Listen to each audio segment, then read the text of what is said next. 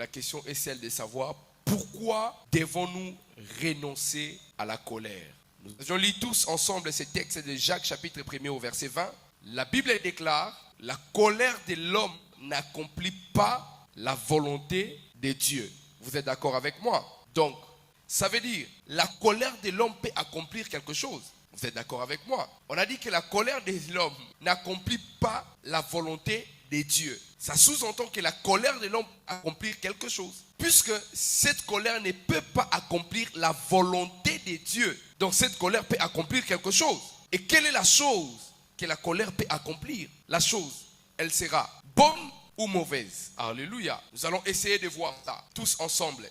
C'est que nous devons comprendre, frères et sœurs, la colère n'est pas forcément un péché. Ça, c'est le premier élément. La colère n'est pas forcément un péché. Lorsqu'on parle de la colère, notre première pensée ne doit pas aller vite vers les péchés. La colère n'est pas forcément un péché. La colère peut être juste au-delà de la définition que les dictionnaires nous présentent la colère.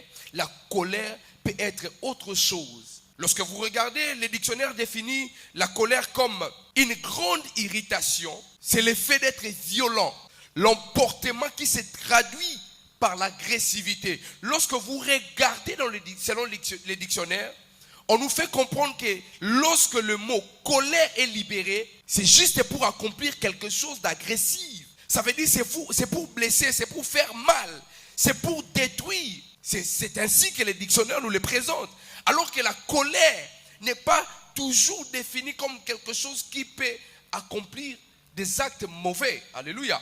En lisant la Bible, vous allez voir, quelque part il est écrit, Dieu s'irrita. Ça veut dire Dieu, il était en colère. Est-ce que Dieu se met en colère pour accomplir un péché?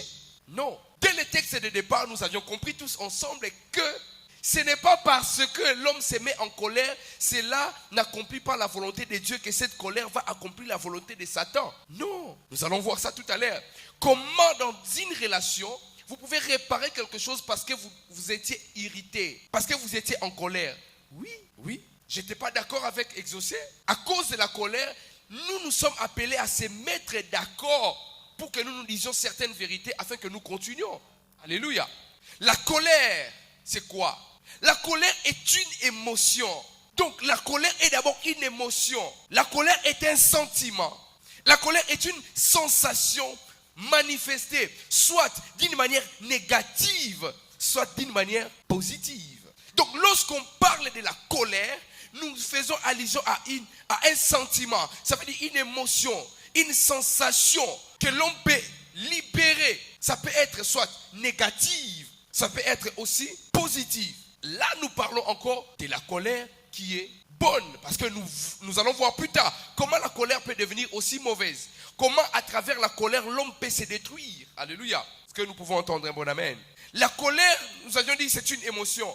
Mais j'ajouterai pour dire, la colère est l'une des émotions la plus puissante et autoritaire qui se trouve en l'homme. Et l'homme a l'obligation de gérer sa colère. Je m'explique. Parmi les émotions qui se retrouvent au niveau de l'âme de l'homme, il y a une émotion qu'on appelle la colère. Il y a un sentiment qu'on appelle la colère. Oui, je vous dis vrai. Lorsque vous regardez dans l'âme, parce que l'être humain, vous savez qu'il est tripartite, n'est-ce pas? L'homme est un esprit, vous le savez, qui possède une âme, vous le savez, et qui vit dans une enveloppe qu'on appelle le corps, vous le savez. Alors, l'esprit accède dans le domaine spirituel. Le corps accède dans le domaine naturel, sans de toucher.